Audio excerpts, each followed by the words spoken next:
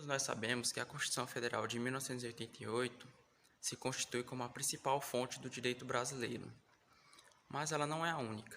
Dentre outros, podemos citar o Código Processual Civil e o Código Processual Penal, que se englobam aí no direito processual. O direito processual em si possui alguns princípios. Falaremos um pouco mais de 3 nesse vídeo.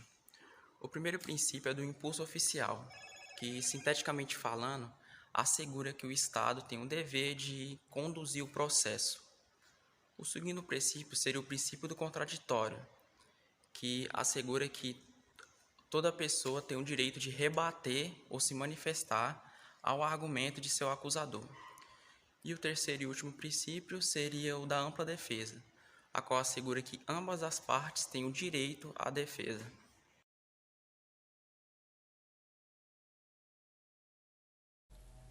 Olá, eu me chamo Maia Carneiro e eu vou falar sobre o princípio do impulso oficial. O princípio do impulso oficial diz respeito à movimentação do processo na esfera do judiciário. Segundo o artigo 2º do Código Processual Civil de 2015, o processo se inicia com a ação das partes e se desenvolve com o impulso oficial. Ou seja, no Brasil, um juiz não pode iniciar um processo por conta própria, por exemplo.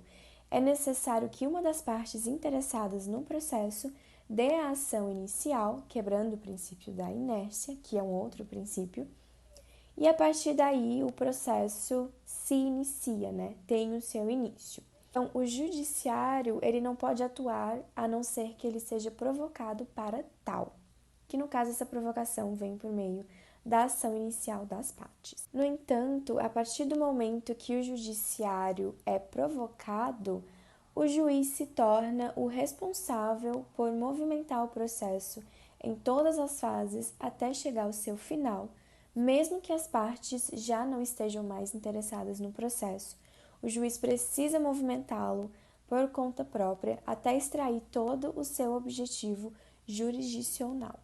Então, o princípio do impulso oficial nada mais é do que uma afirmação de que a movimentação do processo, a sua continuidade e o seu encerramento é de total responsabilidade do juiz, Ele passa a fazer isso por conta própria e de maneira impulsiva, mesmo que as partes já não mais estejam interessadas no processo.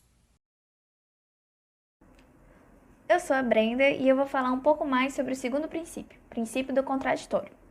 Ele se relaciona amplamente com o princípio da ampla defesa, tanto que eles estão no mesmo inciso do mesmo artigo da Constituição Federal.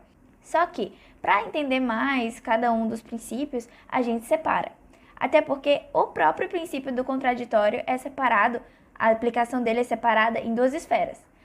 Tanto a esfera civil quanto a esfera penal têm as suas particularidades. Então, não tem como a gente analisar como se fosse uma coisa só. O princípio do contraditório é um termo que deriva do latim e significa que a outra parte também seja ouvida. Ou seja, o princípio do contraditório diz que a pessoa, eu vou ser o autor de um processo, eu acuso alguém. O acusado tem o direito de me contradizer, princípio do contraditório. Ele pode retrucar, ele vai poder se defender. E isso tem que ser assegurado por lei, tanto que está na Constituição Federal. Então, qualquer processo que não siga o princípio do contraditório é inconstitucional. Ele deve ser assegurado em todas as ocasiões, sem nenhuma exceção. E aí a gente entra na diferença entre a esfera civil e a esfera penal. Na esfera penal, quando o réu não se manifesta, ou seja, eu sou autor, eu faço a petição inicial, tem a citação do réu, mas o réu não fala nada. Ele não se manifesta, ele não se defende, ele não faz nada. Ele é considerado um réu revel. No caso da esfera penal, o processo para. O prazo de prescrição é suspenso e até o réu se revelar, até o réu ter alguma manifestação e tentar se defender, o processo não pode correr e ter nenhum andamento. Já na esfera civil, as coisas funcionam de outra forma. Caso o réu não se manifeste, caso ele seja um réu revel, o juiz ele aciona um curador para defender os direitos desse réu, mas o processo continua normalmente. Ele vai ser julgado, ele pode ser acusado e pode ser absolvido, mas o processo segue da mesma forma. O princípio do contraditório assegura que as duas partes serão igualmente escutadas e analisadas pelo juiz, o que torna o processo muito mais humanizado e a relação jurídica perde aquele sentido de hierarquia. E o juiz ele se torna mais acessível e mais ciente das duas partes do processo, tanto do acusado quanto do acusador. Olá, boa noite. Meu nome é Augusto César, sou estudante de Direito da Unitins. Eu vou falar sobre o princípio da ampla defesa no que tange ao processo civil. Esse princípio ele tem como base o artigo 5º, inciso 55º da Constituição Federal de 1988, que diz o seguinte: aos litigantes em processo judicial ou administrativo e aos acusados em geral são assegurados o contraditório e ampla defesa, com os meios e recursos a ela inerentes. Nesse sentido, Fernando Capês, que é um grande jurista da área, ele fala o seguinte, que esse princípio implica no dever do Estado de proporcionar a todo acusado a mais ampla defesa, seja ela pessoal, seja ela técnica, e também de prestar assistência jurídica integral e gratuita aos necessitados. Nesse sentido, a defesa pessoal ela ocorre quando o réu, né, o próprio acusado, ele se manifesta, seja ele prestando um depoimento, seja ele também quando se abstém de se manifestar, no sentido de permanecer em silêncio, né? Essa é uma garantia que se tem pelo princípio da ampla defesa.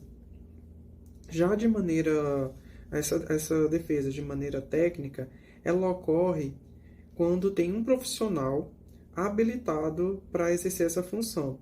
Nesse sentido, podem ser 3 tipos: o defensor público, para quando a pessoa não tem condições de arcar com as custas, né, de um processo, um advogado dativo nomeado pelo Estado, que é quando, na ausência de defensor público, o Estado vai e nomeia um advogado, né, para fazer, ele vai fazer isso pro bono, e ele vai fazer essa defesa, e também por um advogado constituído pela parte, e no caso ele que vai arcar com essas custas.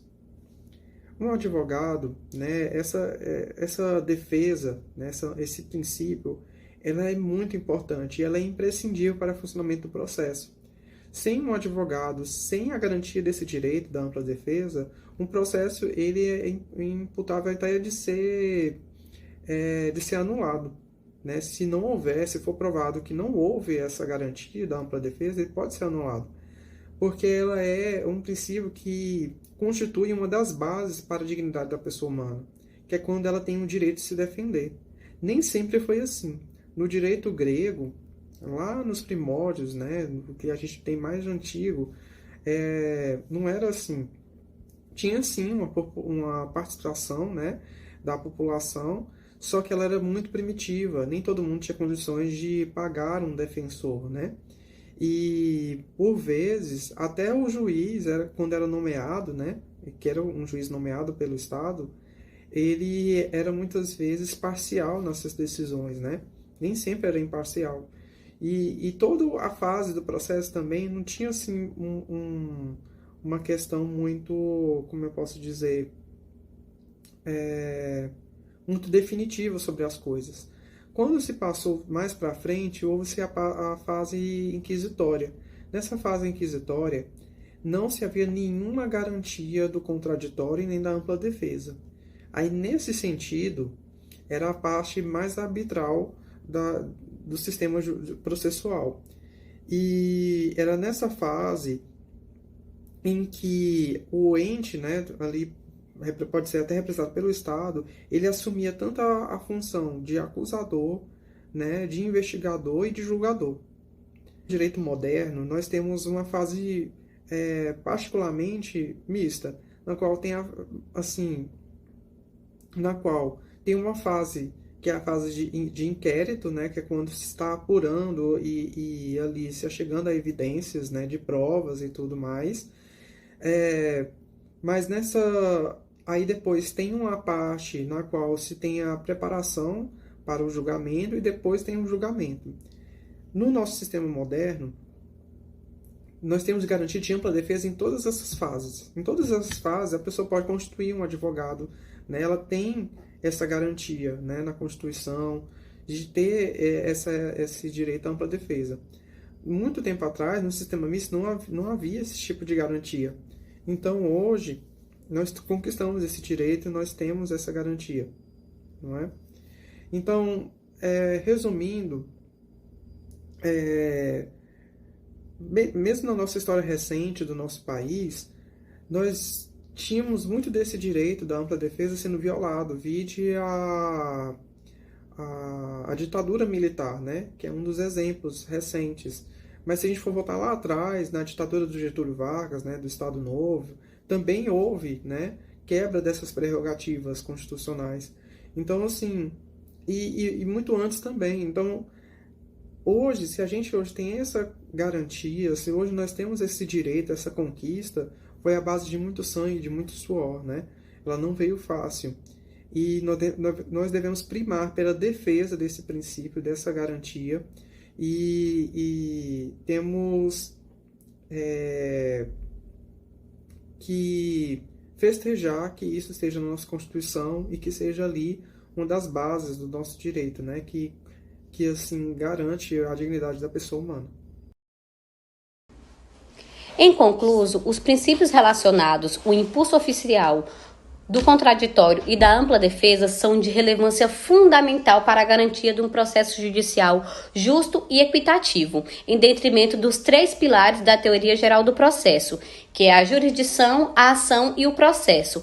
Eles permitem, assim, que todas as partes envolvidas no processo tenham oportunidades iguais de se manifestar e influenciar o resultado, assegurando, assim, a proteção dos direitos de todos os envolvidos. A aplicação desses princípios é essencial para a garantia do Estado democrático de direito, que busca, sim, promover a justa e a igualdade e a liberdade em uma sociedade. A observância desses princípios é fundamental para garantir que o processo judicial seja capaz de resolver conflitos legais de forma justa, confiante para o fortalecimento da democracia e da cidadania. Assim, é relevante que os sistemas jurídicos em todo o mundo adotem e respeitem esses princípios devido à relevância nos sistemas jurídicos, a fim de garantir um processo capaz de resolver desordens conflituais legais de forma justa e imparcial, ao permitir que todas as etapas e as partes envolvidas tenham voz e o processo judicial se torne mais justo